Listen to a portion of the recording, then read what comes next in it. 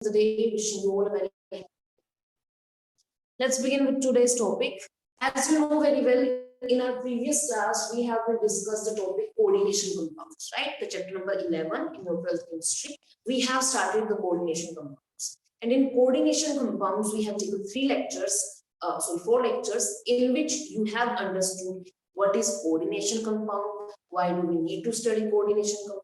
Second point, what are the basic terms that are required for understanding the coordination chemistry.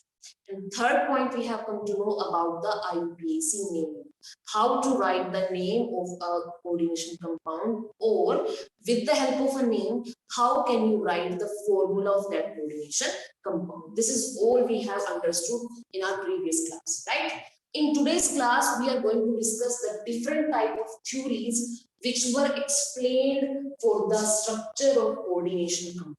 यानी हमने ये तो सीख लिया कि कोऑर्डिनेशन कंपाउंड का नाम क्या है, तो कोऑर्डिनेशन कंपाउंड की स्ट्रक्चर कैसी है, कैसी उसकी अरेंजमेंट है, स्पेशल अरेंजमेंट, स्पेस में कैसे अरेंजमेंट, 3D अरेंजमेंट कैसे, उसके लिए हमारे पास बहुत सारे डिफरेंट टाइप ऑफ थ्योरीज आई हैं. बट उससे पहले एक छोटा सा एग्जांपल मैं आप लोगों के साथ शेयर करना चाह रही हूँ जो आपको रिवाइज करा देगा आपका बेसिक कंसेप्ट जो हमने पढ़ा था कोऑर्डिनेशन नंबर और oxidation number. Let me have a very simple example. You have to calculate what is the sum of coordination number and the oxidation state. What is the sum of coordination number and oxidation state of metal M in the complex MEn twice C2O4. I think C2O4. And spectator ion is Cl. आपको यहाँ पे metal M जो है उसका coordination number और उसके oxidation number क्या है, ऑक्सीडेशन स्टेट क्या है, एक ही बात है, उन दोनों को ऐड करके बताना. बहुत सिंपल सा क्वेश्चन है, बहुत इजी है और टू द वेरी पॉइंट की वो कंसेप्चुअल आपके जो है कंसेप्ट को क्लियर करने के लिए मैंने एग्जांपल डालने की कोशिश की. तो please try to solve this. What would be the sum of coordination number as well as the oxidation state. Start कीजिए. फर्स्ट ऑफ ऑल, अगर मुझे ऑक्सीडेशन स्टेट निकालनी है तो my dear students, you know very well oxidation state हम कैसे निकालते हैं. मैं मेटल M को ऐसे मेंशन कर रही हूँ. आपका जो EN है दैट इज इथिलीन डायामाइड. जब मैंने अपना सेकंड लेक्चर लिया था उसमें मैंने लिगेंड्स के बारे में बताया था कि कई लिगेंड्स जो है वो न्यूट्रल होते हैं, कई केटाइनिक होते हैं, कई एनाइनिक. तो आपका जो EN है वो न्यूट्रल है, इसलिए डायरेक्ट ऐसा ही न्यूट्रल. तो उसके ऊपर चार्ज कैसा होगा, जीरो होगा जी. साथ में आपका ऑक्सैलिक आयन C2O4 की कुछ ऐसी स्ट्रक्चर थी नेगेटिव, यानी टोटल दो नेगेटिव चार्ज. तो इसके ऊपर चार्ज कितना आएगा, -2 आएगा. क्लोरीन के ऊपर कितना होता है, -1 होता है. ओवरऑल चार्ज कितना है, 0. तो x - 3 = 0, x = 3. तो ऑक्सीडेशन स्टेट या ऑक्सीडेशन नंबर तो 3 निकल. अब कोऑर्डिनेशन नंबर को कैसे कैलकुलेट करेंगे. कोऑर्डिनेशन नंबर को कैलकुलेट करने के लिए आपको पता है हम सिर्फ और सिर्फ इस स्फीयर को डील करते हैं जो कि आपका स्क्वायर क्लोज्ड ब्रैकेट के अंदर दिया गया. हम सिर्फ उसी के ऊपर काम करना पसंद करते हैं. अदरवाइज हमें जो बाहर के स्पेक्टेटर आए हैं उससे कोई मतलब नहीं है. क्लियर. तो अब ये जो मेरा स्फीयर है इसके अंदर कौन कौन से लिगेंड प्रेजेंट है जी. इसके अंदर मेरा इथिलीन डायमीन प्रेजेंट है और इसके अंदर मेरा ऑक्सैलिक आयन प्रेजेंट है C2O4. आपको पता है कि जो इथिलीन डायमीन है this is your bidentate ligand. Bidentate ligand क्या होता है जी. बाइडेंटेट लिगेंड वो होता है जो अपने दो एटम से मेटल को इलेक्ट्रॉन प्रोवाइड करा सकता है, जो अपने दो दांतों से मेटल के ऊपर अटैक करता है, मेटल को. ठीक. तो इथिलीन डायमीन का फॉर्मूला क्या था जी. इथिलीन डायमीन का फॉर्मूला ऐसा कुछ था, NH2 CH2 CH2 NH2, यानी CH2 NH2 CH2 NH2 दोनों अलग. ठीक. तो बाइडेंटेट है यानी यहाँ पे दो अलग अलग है. एक इथिलीन डायमीन बाइडेंटेट है, उसका कोऑर्डिनेशन नंबर 2 है. 2 के लिए कितना होगा, 4. तो ये कितना होगा कोऑर्डिनेशन नंबर यहाँ पे 4 प्लस ऑक्सैलिक आयन कैसा है जी हमें साफ साफ दिख रहा है ऑक्सिलेट आयन भी बाइडेंडेंट है, इसके ये भी दो अलग अलग तरीकों से मेटल के ऊपर अटैक कर सकता है, यानी इसका कोऑर्डिनेशन नंबर भी कितना होगा 2, टोटल कोऑर्डिनेशन नंबर कितना आ गया 6, कोऑर्डिनेशन नंबर आ गया है 6 और ऑक्सीडेशन स्टेट आपका आ गया है 3, दोनों को मैं ऐड कर दूंगी and the answer would be 9. So the question is, what is the sum of coordination number and oxidation state of metal? And in this context, the answer would be 9. I hope I am clear with the question. Question समझ में आया आपको? आपके दोनों topic यहाँ पे clear हो गए, कोऑर्डिनेशन नंबर क्या है और ऑक्सीडेशन स्टेट क्या है. कोऑर्डिनेशन नंबर निकालने के लिए क्या करना है, हमें दोनों लिगेंड्स को चेक करना है, वो मोनो है, बाई है, ट्राई है, इस टाइप में, और कितने नंबर प्रेजेंट है. ठीक, टोटल 3 बाइडेंडेंट लिगेंड है यहाँ पे, और 3 मल्टीप्लाई 2 वुड बी द 6, और इसका ऑक्सीडेशन स्टेट हमें निकालना आता है, दैट इज 3. दोनों ऐड किया हमारे पास आ गया 9. ठीक, चलिए.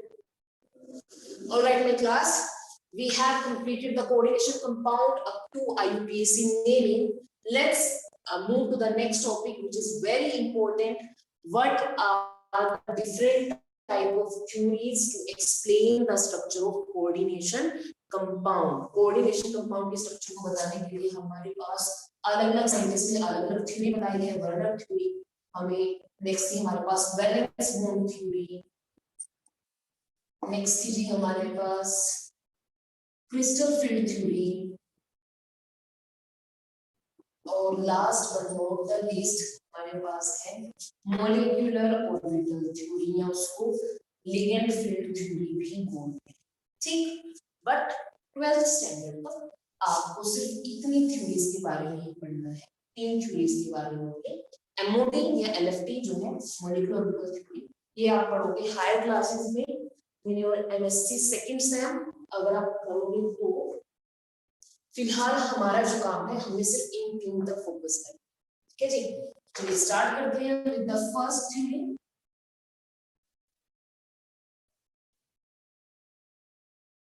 फर्स्ट है हमारे पास वर्नर्स थ्योरी. वर्नर थे वो एक स्विस साइंटिस्ट थे, मतलब स्वीडिश आई थिंक जो कंट्री है वो वहां के साइंटिस्ट थे. और वर्नर हमारे फर्स्ट ऐसे साइंटिस्ट थे जिन्होंने कोऑर्डिनेशन कॉम्प्लेक्स की स्ट्रक्चर को समझाने की कोशिश, जिन्होंने कोऑर्डिनेशन कॉम्प्लेक्स के बारे में बताने का सोचा, उसके बारे में ट्राई किया. ठीक, और इसने बहुत ही लिमिटेड स्कोप के साथ कोऑर्डिनेशन कॉम्प्लेक्स को समझाया. मतलब इसने जिन जिन चीजों के ऊपर काम किया था, इसने अपनी थ्योरी सिर्फ उतने ही टॉपिक के ऊपर दी.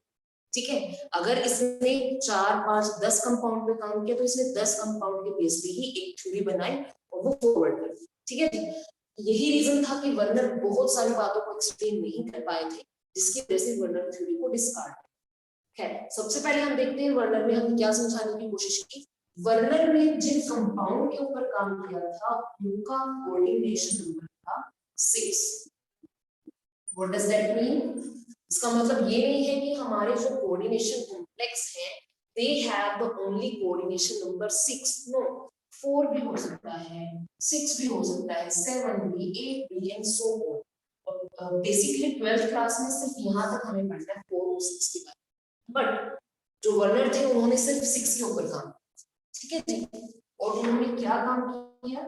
उन्होंने बताया कि हमारा जो सेंट्रल मेटल एटम है, जो सेंट्रल मेटल एटम होता है जी, ये हमारे स्फीयर में सेंट्रल मेटल एटम, उसकी 2 टाइप की वैलेंसीज है. कौन कौन सी? प्राइमरी वैलेंसी और सेकेंडरी वैलेंसी.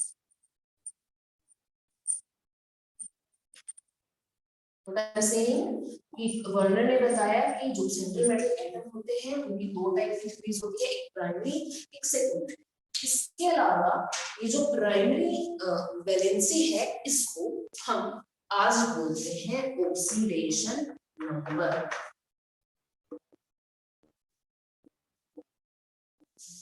जो सेकेंडरी वैलेंसी है उसको हम बोलते हैं जी कोऑर्डिनेशन नंबर.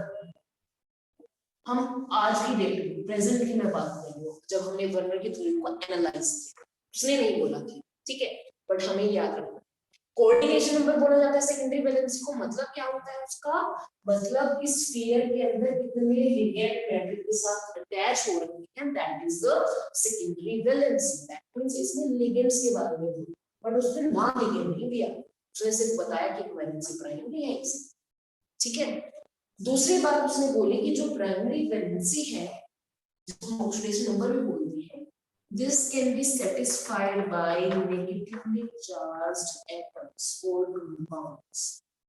ठीक, सिर्फ नेगेटिव के बारे में। सेकेंडरी वैलेंसी के बारे में इसने क्या बोला, नेगेटिव चार्ज ही होता है। जैसे अगर मैं ये बोलूं क्लोरीन, सिर्फ इसने क्लोरीन के बारे में बताया, इसने पॉजिटिव वालों के बारे में नहीं, ठीक।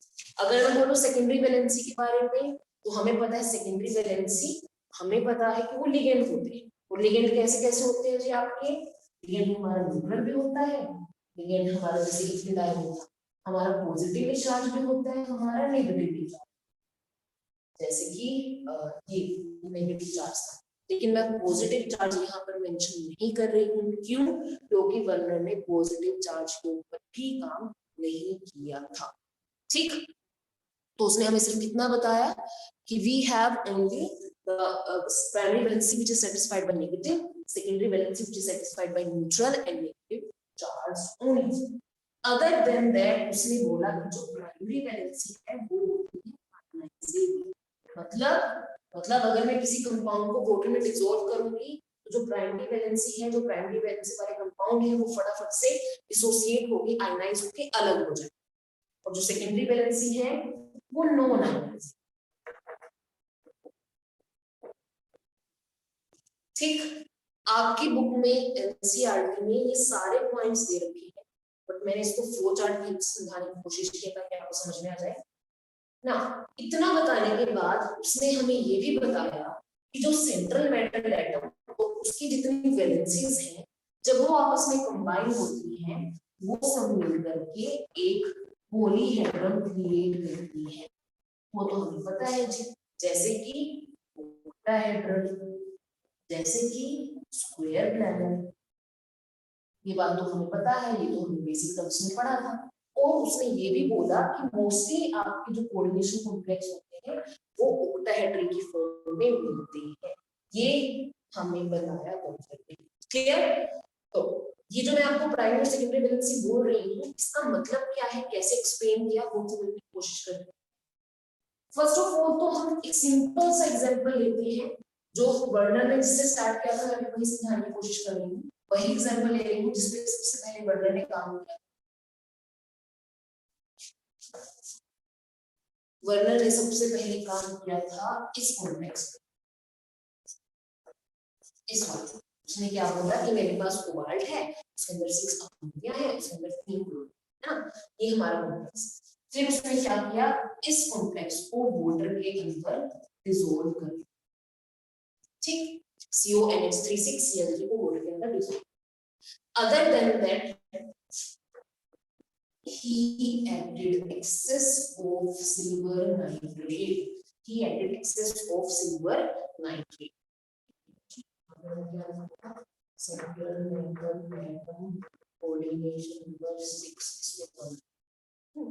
Access silver nitrate. तो जब एक्सेस ऑफ सिल्वर नाइट्रेट डाला हमने इस कॉम्प्लेक्स के अंदर, तो हमें ये पता चला कि यहाँ पर 3 मोल्स ऑफ सिल्वर क्लोराइड के प्रेसिपिटेट की फॉर्म में अराइज, 3 मोल्स। दैट मींस ये जो 3 Cl है ना, ये इन 3 Ag के साथ कंबाइन होते हैं, ये बनाया है उन्होंने, ठीक। इसका मतलब क्या है, इसका मतलब ये है कि सिर्फ और सिर्फ ये जो 3 क्लोरीन थे वही सिल्वर के साथ कंबाइन। दैट मींस मैं अपने 3 क्लोरीन को बाहर की तरफ रखूं, क्यों, क्योंकि ये तीनों आयनाइजेबल है, ये तीनों के तीनों बहुत इजीली रिमूव हो गए, प्रेसिपिटेट हो गए। तो इसका मतलब ये जो 3 क्लोरीन है, ये है primary valency of cobalt according to Werner. ये प्राइमरी वैलेंसी, जिसको हमने पानी में डिसॉल्व किया, जो फटाक से आयनाइज हो गए और जो हमारे प्रेसिपिटेट होके अलग हो। यानी ये इस स्फीयर से बाहर है, इसके अंदर इन्वॉल्व नहीं है। क्या ये इसकी कंडीशन को सेटिस्फाई कर रहा है? क्या ये ऑक्सीडेशन नंबर को सेटिस्फाई कर रहा है? जी बिल्कुल कर रहा है।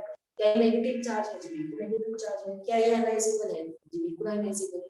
ठीक, अब चलते हैं अमोनिया की तरफ। अमोनिया जो है वो क्या प्राइमरी वैलेंसी हो सकता है? बिल्कुल नहीं हो सकता। क्यों? क्योंकि वो तो स्फीयर के अंदर है, और हमने पढ़ा है स्फीयर के अंदर तो कोऑर्डिनेशन नंबर होता है, यानी लिगेंड्स होते हैं, और ये न्यूट्रल है और नेगेटिव चार्ज है, यानी न्यूट्रल है हमारा अमोनिया, स्फीयर के अंदर है, तो इसकी वैलेंसी से 6, इसकी सेकेंडरी वैलेंसी क्या होगी? 6। तो अगर आपके पास वर्नर थ्योरी के ऊपर क्वेश्चन आता है, पहली बार क्वेश्चन आने के चांसेस ही कम। क्यों? क्योंकि हमारे पास वो थ्योरी डिस्कार्ड हो गई थी, क्योंकि इन्होंने बहुत ही लिमिटेड काम किया, बट इन्होंने प्राइमरी और सेकेंडरी वैलेंसी के बारे में बताया।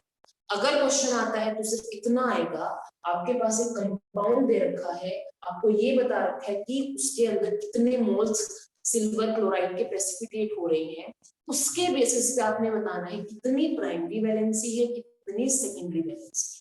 ठीक, इतना क्वेश्चन आएगा अगर आएगा तो। सीरियसली की बात करूं बेटा, जितने नीट और जे की बात नहीं करी, नीट और जे में तो डेफिनेटली इससे क्वेश्चन आते हैं। जिस तरीके से ये क्वेश्चन आए हुए हैं ना, सेम एज इट इज यहाँ से क्वेश्चन जरूर आते हैं।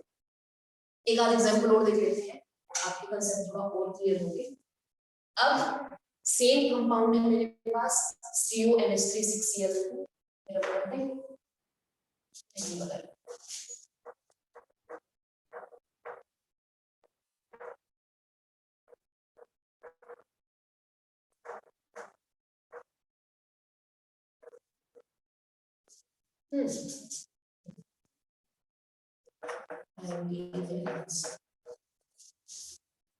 एक और एग्जांपल लेते हैं, एग्जांपल नंबर 2 मान लीजिए आपके पास है सेम कंपाउंड है CuNH3 6Cl3।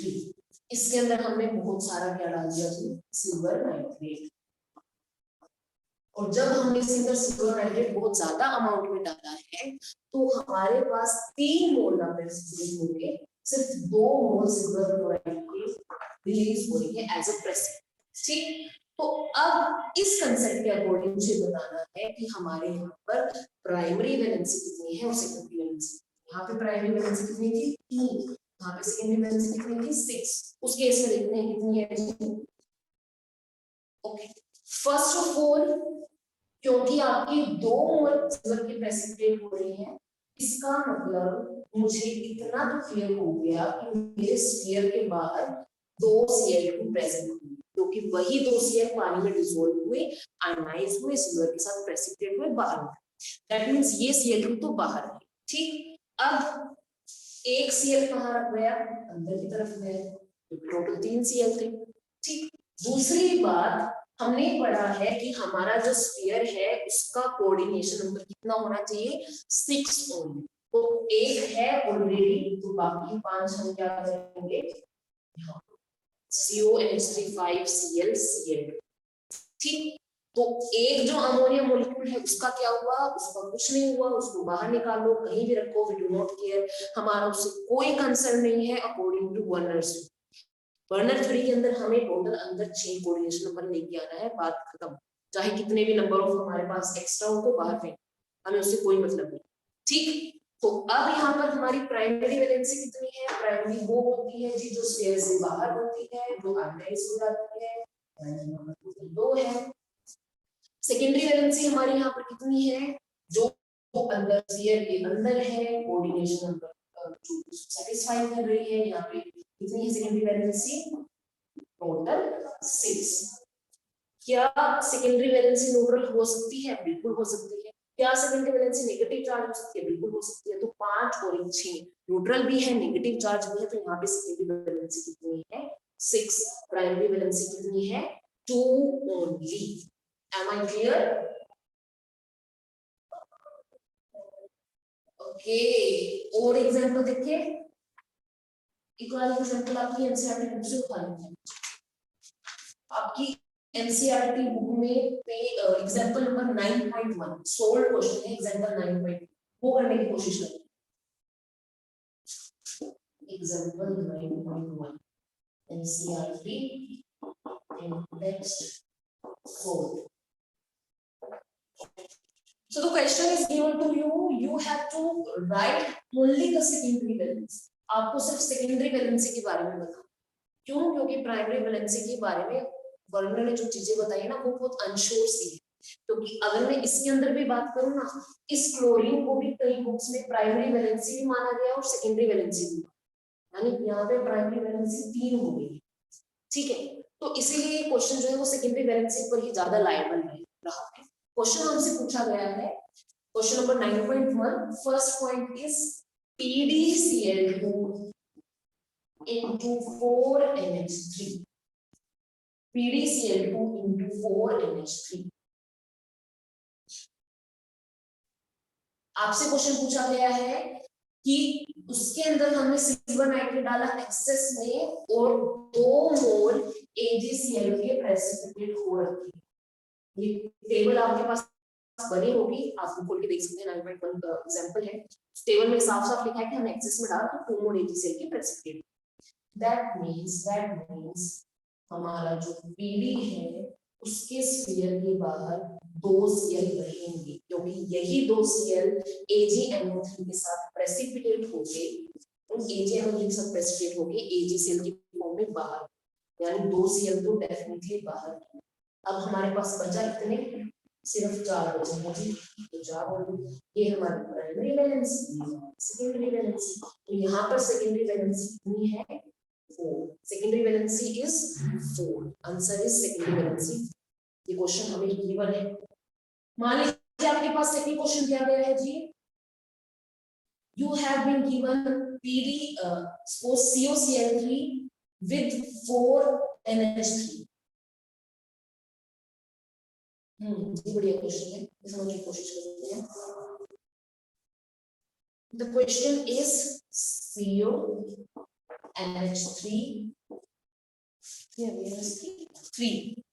और Cl3। अभी मैं कहीं पर भी उसने बोला कि जब हमने सिल्वर नाइट्रेट के साथ उसको एक्सेस में रिएक्ट करने की कोशिश की तो वहां पे कोई भी मोल प्रेसिपिटेट की फॉर्म में नहीं आया, 0 mole of silver chloride. That means हमारे स्फीयर के बाहर कोई भी क्लोरीन प्रेजेंट नहीं है। हमारे स्फीयर के बाहर कोई भी क्लोरीन प्रेजेंट नहीं है। दैट मींस ये इस फॉर्म में।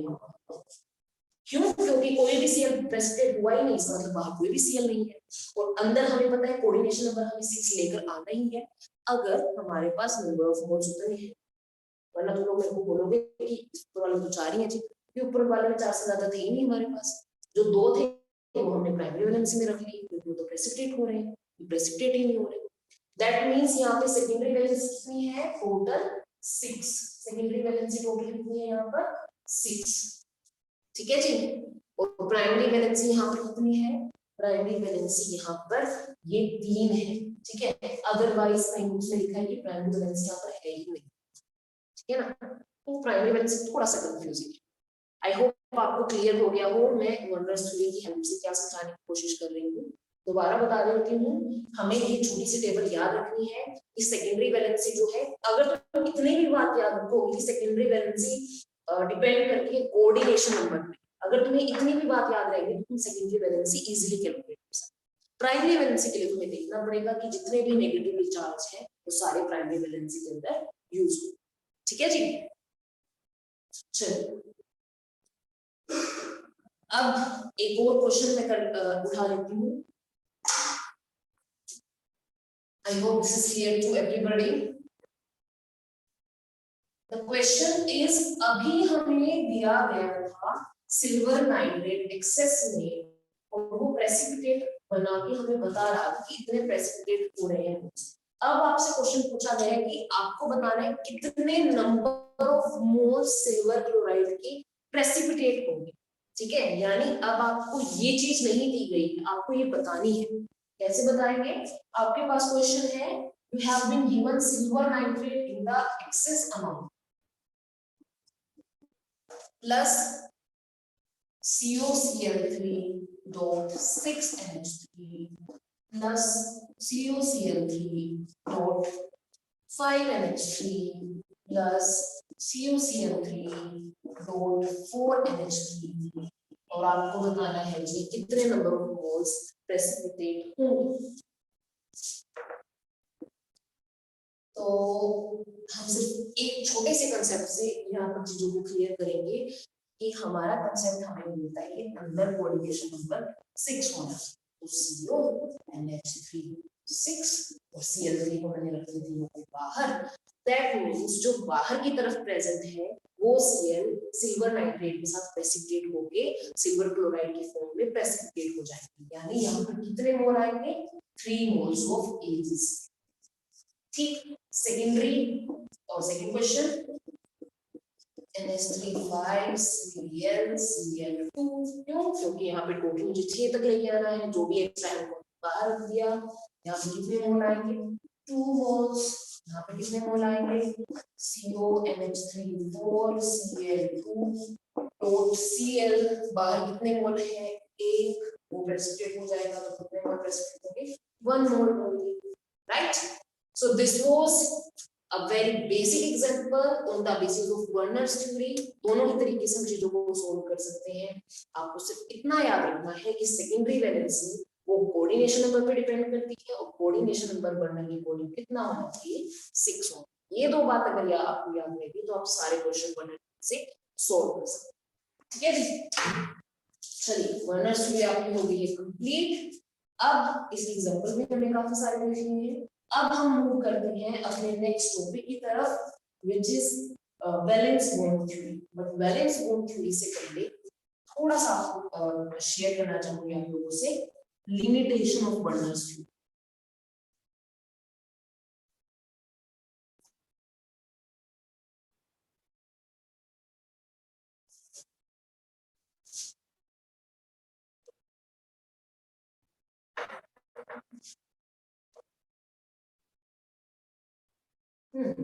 Limitations of Werner theory.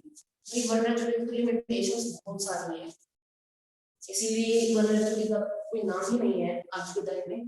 हम बैलेंस बॉन्ड थ्योरी के ऊपर ज्यादा रिलायबल है, उसी के बेस पे हम स्ट्रक्चर निकालते हैं जो आप लोग सीखोगे भी, बट पढ़ना जरूरी है क्योंकि सिलेबस में है तो पढ़ेंगे। What are the limitations of Werner theory? सबसे पहली और जो बेसिक लिमिटेशन थी वर्नर थ्योरी की वो ये थी, इट कुड नॉट एक्सप्लेन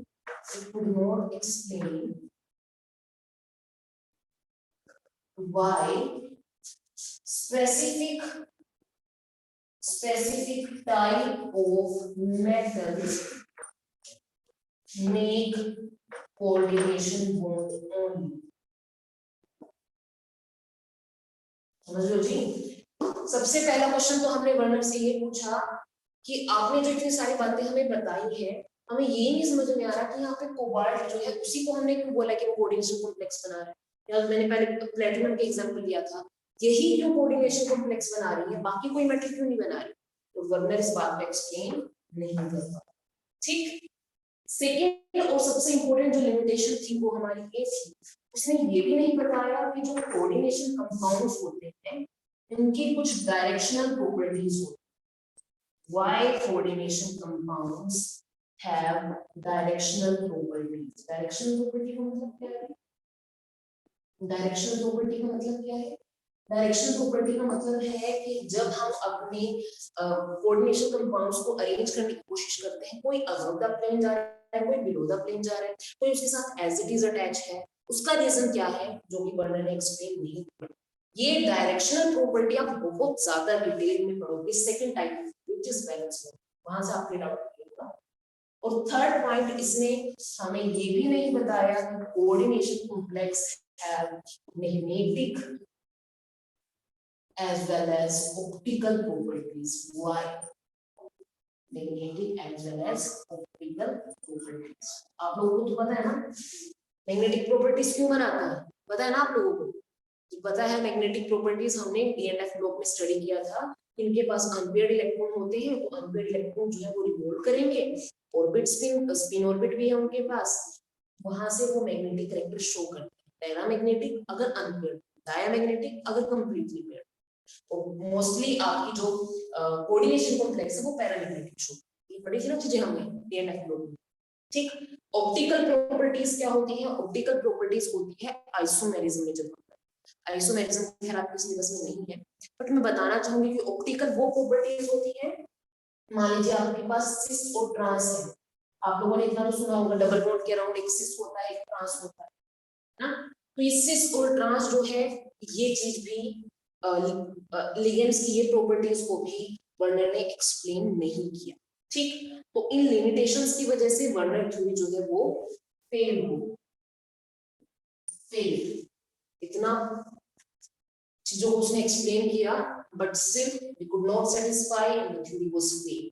ठीक, so next theory is which is very important, very crucial, that is valence bond theory. बहुत ही इंपॉर्टेंट थ्योरी है वैलेंस बॉन्ड। 90% क्वेश्चन आपके वैलेंस बॉन्ड थ्योरी से एक्सप्लेन किए जा सकते हैं। 90% क्वेश्चन कोऑर्डिनेशन कॉम्प्लेक्स के आपको यहीं से उठने वाले, ठीक है जी। और 10% कहाँ से आएंगे? 10% आएंगे जी हमारे आईपीसी नेमिंग से, और थोड़ा बहुत क्वेश्चन आ सकता है हमारा कलर से। ठीक, तो कोऑर्डिनेशन कॉम्प्लेक्स की वैलेंस थ्योरी हम स्टडी करेंगे नेक्स्ट क्लास में, वो शुरू से स्टार्ट करूंगी और हमारे पास इतना टाइम अभी नहीं है। Till now if there is any kind of doubt, any kind of query, please let me no.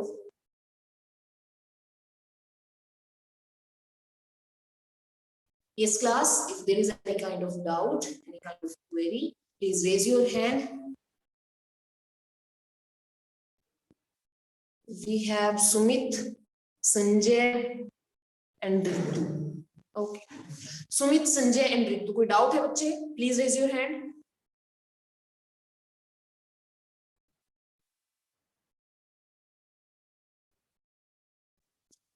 Can you guys unmute yourself? Ritu, कोई doubt है बच्चे?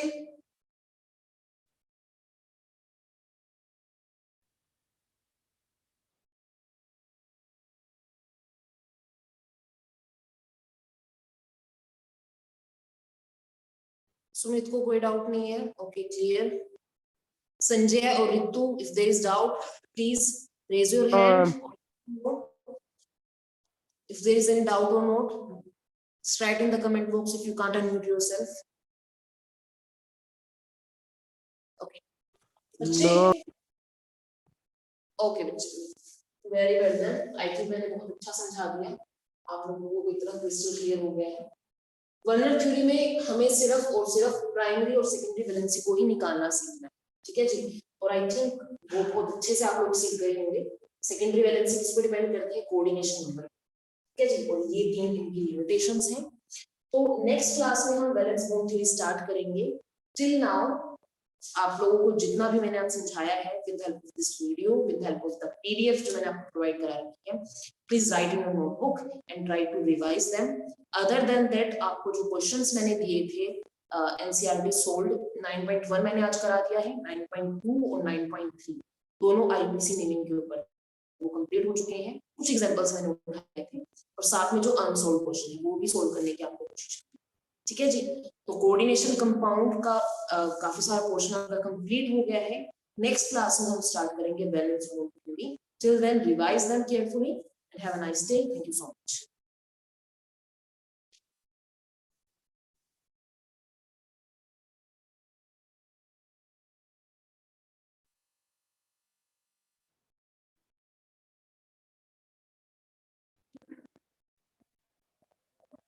ओके जी, वेलकम।